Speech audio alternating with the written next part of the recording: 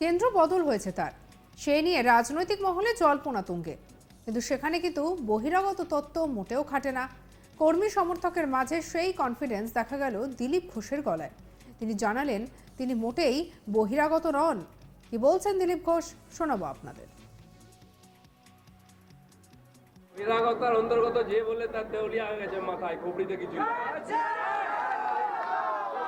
এখানে এখানে ইউসুফ পাঠান হয়ে যায় বাঙালি, শত্রুঘ্ন সিনহা বাঙালি, আর দিলীপ ঘোষ আর আলমলিয়াজি পড়াশোনা করেছেন, বিয়ে করেছেন এইখানে আসানসোলে। সে বহিরাগত? কোন হাম্পক এইসব কথা বলে? বহিরাগতার অন্তর্গত যে বলে তার দেউলিয়া হয়ে গেছে মাথায়, খুপড়িতে কিছু। এখানে এখানে ইউসুফ পাঠান হয়ে যায় বাঙালি, শত্রুঘ্ন সিনহা বাঙালি, আর দিলীপ ঘোষ আর আলমলিয়াজি পড়াশোনা করেছেন, বিয়ে করেছেন এইখানে আসানসোলে। সে বহিরাগত? কোন হাম্পক এইসব কথা বলে? দিলীপ ঘোষকে নিয়ে কর্মীদের মধ্যে উত্তেজনা তুঙ্গে। বিনা লড়াইয়ে দিলীপ বাবু যে এক চুল জমি ছাড়বে না তা তার কথাতেই স্পষ্ট। বিজেপি প্রার্থী দিলীপ ঘোষ কি বলছেন, শুনুন। বর্ধমানের মহারাজার হোলি আছে, আমি কাল সকালে চলে আসবো। 108 শিব মন্দির দর্শন করবো, মায়ের মন্দিরে যাব, তারপর সবার সঙ্গে দোল খাই। এবং শক্তিগড়ে আপনারা দেখেছেন আমাদের কর্মীরা শক্তি প্রদর্শন করেছেন।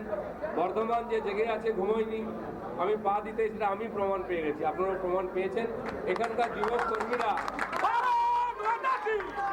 বহু সংঘর্ষের সাথী, বহু অত্যাচার সহ্য করেও ঝান্ডা উঁচু করে আছেন। আজকে আবার নতুন উদ্যমে লেগেছেন। আমার বিপরীতে কে আছে আমি দেখি না, আমি বলার দেখি না, আমি বল দেখি। বর্ধমান আমার চেনা মাঠ, দুর্গাপুর আমার চেনা মাঠ, জিজ্ঞেস করুন সবাইকে। এখানে আমি গ্রামে গ্রামে গেছি, এক একটা এলাকায় আমি সব চিনি আর লোকেও আমাকে চেনে। আমি যদি গ্রামে হাঁটি, লোক ডেকে জিজ্ঞেস করবো দিদি বল কেমন আছে। আর আমি গ্রামে গিয়ে থাকবো, গ্রামে হাঁটবো, আমি ভাষণ দেওয়ার লোক নেই, করে দেখানোর লোক। আমি গ্রামে গ্রামে গিয়ে রাত্রে থাকবো, সকালবেলা ওখানে হেঁটে চাকরি। তিনি আরো বলেন যে কোনো পিচে খেলার অভিজ্ঞতা তার রয়েছে। কি বলছেন দিলীপ ঘোষ, শুনুন। মেদিনীপুরে তো আমি পিচ তৈরি করেছি, আমার হাতের টিম ছিল, সেটা প্রশ্নই ছিল না। এখানে পিচ যাই হোক, টিম যাই হোক, ব্যাটসম্যান কিন্তু আমি আছি। আর আমার সঙ্গে যারা ফিল্ডার দেখছেন তো কিরকম জোর, সেই জন্য লড়াই এখানে জেতার জন্য এখানে চলছে। সবে তো শুরু হলো, ফার্স্ট বলেই ছক্কা হয়ে গেল। উনি নিজে আসবেন এখানে, প্রেস কনফারেন্স করে উনি কি করেছেন বলবেন, আমিও তার সঙ্গে থাকবো। আমরা জানি গত যে 5 বছরের কার্যকাল আমারও ছিল, তার মধ্যে 2 বছরের বেশি করোনাতে চলে গেছে। আমরা পার্লামেন্টে পৌঁছলাম 19-এ, ধারা 370 পাস হয়ে গেল, 3 তালাক বিল পাস হয়ে গেল, সরকার কাজ করেছিল। তারপরে লকডাউন লেগে গেল, তারপরে আমরা বিধানসভা লড়াই করেছি, তারপরে যে হিংসা হয়েছে পুরো 21 সালটা চলে গেছে। 22 2 বছর সময় পেয়েছি আমরা, আমিও, আমার এখানকার মাননীয় সাংসদও। তারপরেও যা কাজ করেছি আমরা পুরো রিপোর্ট কার্ড আপনাদের সামনে দেবো।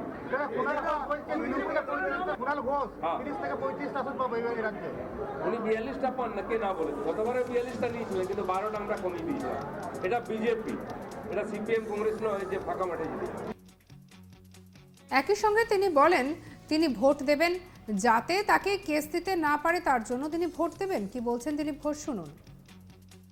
আমি মেদিনীপুরে ভোট দেবো, আগে মেদিনীপুরে লড়াই করে ঝাড়গ্রামে ভোট দিতাম। তাই আমার মনে হলো লোকসভা বিধানসভায় প্রবলেম নয়, পঞ্চায়েত পুরসভায় সমস্যা হয়। আমাকে এবারে ভোটার ছিলাম না বলে খড়গপুরেতে মিউনিসিপ্যালিটির দিন থাকতে দেয়নি, ছিলাম বলে কেস দিয়েছি। যাতে কেস দিতে না পারে আমি ভোট ট্রান্সফার করেছিলাম ওখানে, প্রয়োজন হলে এখানে ট্রান্সফার করব। এখানেই শেষ নয়, বিজেপি এখনো বাংলায় পুরো প্রার্থী দিতে পারেনি, সেই নিয়েও তোপ দাগেন দিলীপ ঘোষ। কি বলছেন, শুনুন।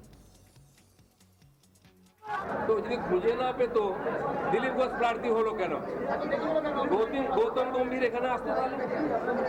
তাদের কাছে প্রার্থী নেই, প্রার্থী তালিকা দেখলে বোঝা যায়। গুজরাট খুঁজতে খুঁজতে বিহার, উত্তরপ্রদেশ, গুজরাট পৌঁছে গেছে। আরে একটু পার হয়ে যাবে ওইদিকে, পাকিস্তান থেকে নিয়ে আয়। আমি বলছি গত নির্বাচনে বাংলাদেশের নায়ক নায়িকা নিয়ে এসে প্রচার করেছিল টিএমসি, করেছিল কি? একদম। ভোটার আনতে হয় রোহিঙ্গা অনুপ্রবেশকারী বাংলাদেশ থেকে, প্রচার করার লোক আনতে হয় বাংলাদেশ থেকে। ভোটটা কেন দেবে বাঙালি? কথায় কথায় বলেন বাঙালি বাঙালি। খোকাবাবু এসে বলে গেছেন ভাতারে, তাকে কীর্তিবাবুকে পাশে বসিয়ে, বাংলা জানে না, বাংলা বোঝে না, বাংলা শোনে না, সে ভোট দেবে? আরে তোমার নিজের ডান দিকে বাঁ দিকে শত্রুঘ্ন সিনহা আর কীর্তি আজাদ আছে, তাদেরকে বোঝাও বাংলার মানুষ বোকা নাকি? তিনি বাংলা জানেন, বাংলা গান শোনেন? কেন্দ্র বদল হলেও কনফিডেন্স কোথাও কম হয়নি তাকে দেখে কর্মীরা বলেন, হাউ ইজ দ্য জোশ। বর্তমানে পা রেখে সেটাই যেন বুঝিয়ে দিলেন দিলীপ ঘোষ। তাকে প্রার্থী হিসেবে পেয়ে উচ্ছ্বসিত কর্মী সমর্থকেরা। সোমবার সকালে দিলীপ ঘোষ পৌঁছতেই কর্মীরা স্লোগান তুললেন এবং দিলীপ ঘোষকে কেন্দ্র করে যেন একেবারে উৎসবের মরশুম। নতুন কেন্দ্রের সুবিধা অসুবিধা নিয়ে কথা বললেন দিলীপ বাবু। কর্মী সমর্থকদের উচ্ছ্বাসে তিনি নিজেও যেন কিছুটা আপ্লুত, এমনটাই দেখা গেল দিলীপ ঘোষকে।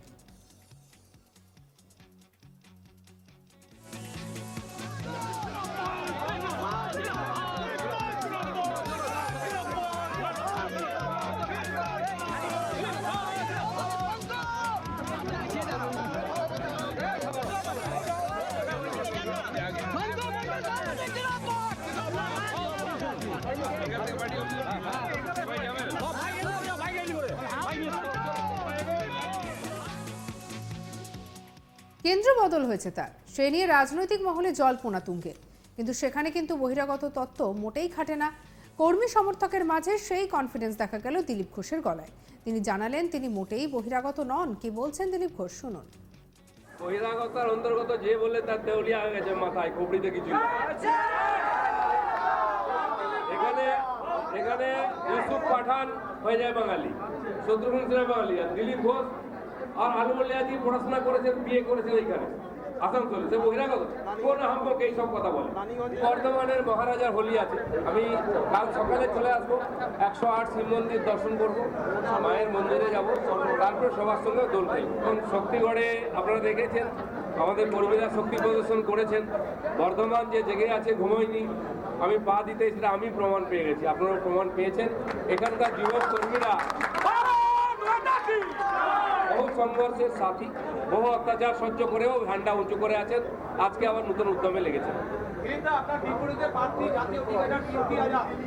আমার বিপরীতে কে আছে আমি দেখি না, আমি বলার দেখি না, আমি বল দেখি। বর্ধমানে আমার চেনা মাঠ, দুর্গাপুরে আমার চেনা মাঠ, জিজ্ঞেস করুন সবাইকে। এখানে আমি গ্রামে গ্রামে গেছি, এক একটা এলাকায় আমি সব চিনি আর লোকে আমাকে চেনে। আমি যদি গ্রামে হাঁটি, লোক ডেকে জিজ্ঞেস করবে দিলীপ। সঙ্গে রাখুন আজ তাক বাংলাকে অন্যান্য খবরের জন্য সাবস্ক্রাইব করতে ভুলবেন না।